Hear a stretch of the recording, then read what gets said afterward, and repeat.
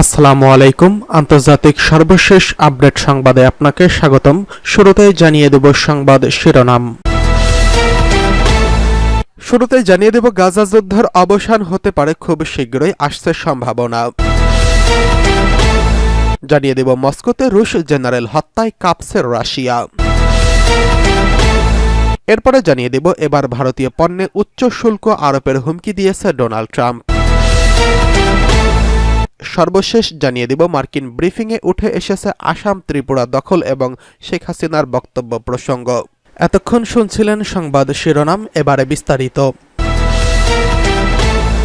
অবশেষে গাজা যুদ্ধের অবসান হতে যাচ্ছে। গাজায় 14 মাস ধরে চলা রক্তক্ষয়ী সংঘাতের অবসান হতে পারে খুব শিগগিরই। ইসরায়েল ও হামাসের মধ্যে যুদ্ধবিরতি এবং বন্দী মুক্তির বিষয়ে আলোচনা এখনও চূড়ান্ত পর্যায়ে রয়েছে। মিশর ও কাতারের মধ্যস্থতায় কায়রোতে চলমান আলোচনায় ইতিবাচক অগ্রগতি হয়েছে বলে জানিয়েছে বিভিন্ন সংবাদ মাধ্যম। মাসের পর মাস ধরে কাতার ও মিশরের পাশাপাশি ইসরায়েল হামাসের মধ্যে একটি চুক্তি করানোর চেষ্টা চালিয়ে আসছে যুক্তরাষ্ট্র। বিশেষ করে জো বাইডেন মার্কিন প্রেসিডেন্ট আগামী মাসে ক্ষমতা ছাড়ার আগে তার প্রশাসন এই উদ্যোগের নতুন মাত্রা যোগ করেছে। হোয়াইট হাউসের মুখপাত্র জন কির্বি ফক্স নিউজকে দেওয়া এক সাক্ষাৎকারে বলেন, আমরা বিশ্বাস করি, ইসরায়েলও বলেছে, আমরা চুক্তির কাছাকাছি আছি, তবে আমাদের আশাবাদে এখনও কিছুটা সতর্ক থাকা উচিত। তিনি আরও বলেন, আমরা এর আগে এমন অবস্থানে পৌঁছেছি কিন্তু চূড়ান্ত রূপ দিতে পারিনি। চুক্তি চূড়ান্ত করতে সিআইএ পরিচালক উইলিয়াম বার্নস কাতারের প্রধানমন্ত্রী শেখ মোহাম্মদ বিন আব্দুর রহমান আল থানির সঙ্গে বুধবার দোহায় বৈঠক করার কথা রয়েছে।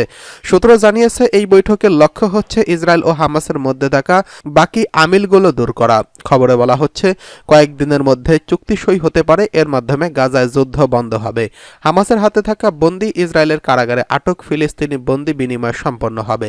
হামাস জানিয়েছে, কাতার ও মিশরের উদ্যোগে দোহায় এবং যে ইতিবাচক গঠনমূলক আলোচনা চলছে তা যুদ্ধবিরতি এবং বন্দী বিনিময় চুক্তি সম্ভব করতে পারে, যদি ইসরায়েল নতুন কোনো শর্ত আরোপ না করে। ইসরায়েলের প্রতিরক্ষামন্ত্রী ইসরায়েল কাটুস বলেছেন, চুক্তি আগে কখনো এতটা কাছাকাছি আসেনি। অন্যদিকে ইসরায়েলি প্রধানমন্ত্রী সম্প্রতি মার্কিন দূত অ্যাডাম বোহলার সঙ্গে এই বিষয়ে আলোচনা করেছেন। ফ্লোরিডায় এক সংবাদ সম্মেলনে মার্কিন প্রেসিডেন্ট নির্বাচিত ডোনাল্ড ট্রাম্প হামাসকে হুঁশিয়ারি করে বলেন, যদি জানুয়ারির 20 তারিখের মধ্যে হামাস তাদের বন্দীদের মুক্তি না দেয় তবে পরিস্থিতি ভয়াবহ হবে। তিনি আরও বলেছেন, আমি যদি দায়িত্ব নেওয়ার সময় পর্যন্ত চুক্তি না হয় তাহলে এটা মোটেও সুখকর হবে না। এদিকে মস্কোতে রুশ জেনারেল হত্যায় কাঁপছে রাশিয়া। রাজধানী মস্কোতে মঙ্গলবার সকালে ভয়াবহ এক বিস্ফোরণে শহীদ হয়েছেন শীর্ষস্থানীয় রুশ সামরিক কর্মকর্তা লেফটেন্যান্ট জেনারেল ইগর কিরিলভ। শহরের একটি আবাসিক ভবনে প্রবেশ করার সময় স্কুটারে লোকানো বোমা বিস্ফোরণে ঘটনাস্থলে প্রাণ হারিয়েছেন তিনি এবং তার এক সহযোগী। রাশিয়ার nuclear, biological and chemical protection troops বাহিনীর প্রধান ছিলেন কিরিলভ। রুশ তদন্তকারী সংস্থা ইনভেস্টিগেটিভ কমিটির মতে, স্কুটারে রাখা বোমায় বিস্ফোরণ ঘটানো হয়, এতে ভবনের প্রবেশপথ পুরোপুরি ধ্বংসস্তূপে পরিণত হয়।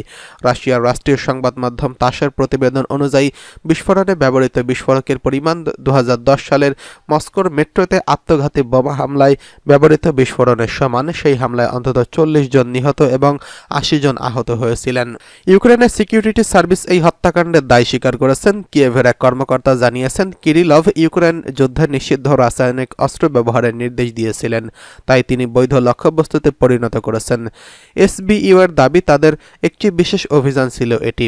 তারা অভিযোগ করছে, কিরিলভের নির্দেশে ইউক্রেনীয় বাহিনীর উপর বিষাক্ত ক্লোরোপিনকিন গ্যাস ব্যবহার করা হয়েছে। 2022 সালের মে মাসে যুক্তরাষ্ট্র এই রাসায়নিক অস্ত্র ব্যবহারের অভিযোগ কিরিলভের উপর নিষেধাজ্ঞা আরোপ করে। 2017 সাল থেকে রাশিয়ার পারমাণবিক প্রতিরক্ষা বাহিনীর প্রধান ছিলেন কিরিলভ। এর আগে তিনি জার্মানিতে Soviet western group of forces platoon commander ছিলেন। যুক্তরাজ্য, কানাডা এবং নিউজিল্যান্ড সহ একাধিক দেশ কিরিলভের উপর নিষেধাজ্ঞা জারি করেছিল। যুক্তরাজ্যের মতে, কিরিলভ ক্রেমলিনের আপতথ্য ছড়ানোর কাজে গুরুত্বপূর্ণ ভূমিকা পালন করছেন। রুশ পররাষ্ট্র মন্ত্রণালয়ের মুখপাত্র মারিয়া জাখারোভা কিরিলভকে রাশিয়ার জন্য নির্ভীক যোদ্ধা হিসেবে অভিহিত করেছেন। রুশ পার্লামেন্টের প্রতিরক্ষা কমিটির চেয়ারম্যান আন্দ্রেই কার্তালভ তাকে সম্মানিত রুশ জেনারেল বলে উল্লেখ করেছেন। এদিকে এবার ভারতীয় পণ্যে উচ্চ শুল্ক আরোপের হুমকি দিয়েছে ডোনাল্ড ট্রাম্প। চীন, কানাডা ও মেক্সিকোর পর এবার ভারতীয় পণ্যে উচ্চ শুল্ক আরোপের হুমকি দিয়েছেন যুক্তরাষ্ট্রের নবনির্বাচিত প্রেসিডেন্ট ডোনাল্ড ট্রাম্প। বুধবার ভারতীয় পণ্যের উপর অধিক হারে শুল্ক আরোপের হুমকি দিয়েছেন ট্রাম্প। প্রেসিডেন্ট নির্বাচনে মাঠ থেকে বিভিন্ন দেশের উপর অধিক হারে শুল্ক আরোপের হুমকি দিয়ে আসছেন ডোনাল্ড ট্রাম্প। এর আগে চীন, কানাডা, মেক্সিকোর উপর চড়া শুল্ক আরোপের কথা বললেও এখন এই তালিকায় ভারতের নাম যুক্ত করলেন তিনি। যুক্তরাষ্ট্র থেকে ভারতের আমদানি করা নির্দিষ্ট কিছু মার্কিন পণ্যের উচ্চ শুল্ক আরোপের জবাবে এই হুমকি দিয়েছেন ট্রাম্প। এর আগে 16 ডিসেম্বর ফ্লোরিডায় মার-আ-লাগোতে এক সংবাদ সম্মেলনে ট্রাম্প বলেছিলেন, শুল্ক আরোপের বিষয়টি হবে পারস্পরিক। যদি তারা আমাদের উপর শুল্ক আরোপ করে, আমরা তাদের উপর একই পরিমাণ শুল্ক আরোপ করব। তারা আমাদের উপর শুল্ক আরোপ করে আর আমরা তাদের উপর শুল্ক আরোপ করি না। ট্রাম্প বলেছেন, পারস্পরিক শব্দ গুরুত্বপূর্ণ, কারণ কেউ যদি আমাদের উপর শুল্ক আরোপ করে, ভারত আমাদের নিজেদের নিয়ে কথা বলতে হবে না। যদি ভারত আমাদের 100% শুল্ক আরোপ করে, আমরা কি তাদের শূন্য শুল্ক আরোপ করব? আপনি জানেন, তারা একটি সাইকেল পাঠায় এবং আমরা একটা সাইকেল পাঠাই। তারা আমাদের 100 বা 200% শুল্ক চাপিয়ে দেয়। এদিকে মার্কিন ব্রিফিংয়ে উঠে আসলো আসাম ত্রিপুরা দখল ও হাসিনার বক্তব্যের প্রসঙ্গ। বাংলাদেশের বিভিন্ন ইস্যু নিয়ে আবারও নিজেদের প্রতিক্রিয়া জানিয়েছে যুক্তরাষ্ট্র। স্থানীয় সময় মঙ্গলবার নিয়মিত সংবাদ সম্মেলনে বিভিন্ন প্রশ্নের জবাব দেন মার্কিন পররাষ্ট্র দপ্তরের মুখপাত্র ম্যাথিউ মিলার। এই দিন ব্রিফিংয়ে আসাম ত্রিপুরা দখলের কথা বলার ইস্যু, গণমাধ্যমের স্বাধীনতা এবং জাতীয় নির্বাচনের সম্ভাব্য সময় ঘোষণা এবং শেখ হাসিনার বক্তব্য প্রচারে নিষেধাজ্ঞার মতো কিছু প্রসঙ্গ উঠে এসেছে।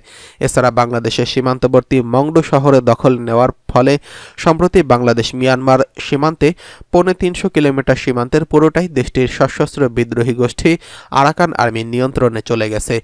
এই প্রসঙ্গটিও মার্কিন পররাষ্ট্র দপ্তরের ব্রিফিংয়ে উঠে এসেছে। যুক্তরাষ্ট্র এই বিষয়ের দিকে ঘনিষ্ঠভাবে নজর রাখছে বলেও জানিয়েছেন মুখপাত্র ম্যাথিউ মিলার। এই দিন ব্রিফিংয়ে এক প্রশ্নকারী জানতে চান, সম্প্রতি ডক্টর ইউনূসের প্রভাবশালী একজন উপদেষ্টা, যাকে যুক্তরাষ্ট্রের মাটিতে শেখ হাসিনাকে উৎখাতের মূল পরিকল্পনাকারী হিসেবে চিত্রিত করা হয়েছিল, পশ্চিমবঙ্গ, ত্রিপুরা এবং আসাম সহ ভারতের অংশকে সংযুক্ত করে বাংলাদেশের ভূখণ্ড সম্প্রসারণের পক্ষে বিতর্কিত সোশ্যাল মিডিয়ায় পোস্ট করেছেন। এই ধরনের মন্তব্য দক্ষিণ এশিয়ার আঞ্চলিক স্থিতিশীলতার জন্য ঝুঁকির কারণ হতে পারে। ডক্টর ইউনূসের সাথে খুবই ঘনিষ্ঠ একজন সহযোগী ব্যক্তি এই কথা বলায় মার্কিন সরকার এই বিবৃতিতে উদ্বেগের সাথে দেখছে এবং এই অঞ্চলে শান্তি ও স্থিতিশীলতাকে সমর্থন করার জন্য এই ধরনের বক্তব্যের বিরুদ্ধে কোনো পরামর্শ দেওয়ার কথা বিবেচনা করবে কিনা। জবাবে মার্কিন পররাষ্ট্র দপ্তরের মুখপাত্র ম্যাথিউ মিলার বলেন, আমি স্বীকার করব যে আমি এই ধরনের কোনো মন্তব্য সম্পর্কে অবগত নই। আপনি এখন আমাকে যা পড়ে শোনালেন সেটি ছাড়া আমি এটি সম্পর্কে আর কিছুই জানি না। সাধারণ নিয়ম অনুসারে যখন আমি কোনো মন্তব্য করতে দেখিনি, সঠিক প্রসঙ্গ বিবেচনাও করিনি, সেই বিষয়ে আমি কোনো মন্তব্য করব না। সম্প্রতি জুলাই-আগস্ট গণহত্যার মামলার প্রধান আসামি, ভারতে পালিয়ে যাওয়া সাবেক প্রধানমন্ত্রী শেখ হাসিনা সব ধরনের বিদ্বেষমূলক বক্তব্য গণমাধ্যম এবং সামাজিক যোগাযোগ মাধ্যমে প্রচারে নিষেধাজ্ঞা দিয়েছে আন্তর্জাতিক অপরাধ ট্রাইব্যুনাল। এই বিষয়ে ও প্রশ্নকারীর মন্তব্য জানতে চান, তবে মুখপাত্র ম্যাথিউ মিলার বলেন, এই বিষয়ে কোনো মন্তব্য করবেন না বলে জানিয়ে দিয়েছেন তিনি।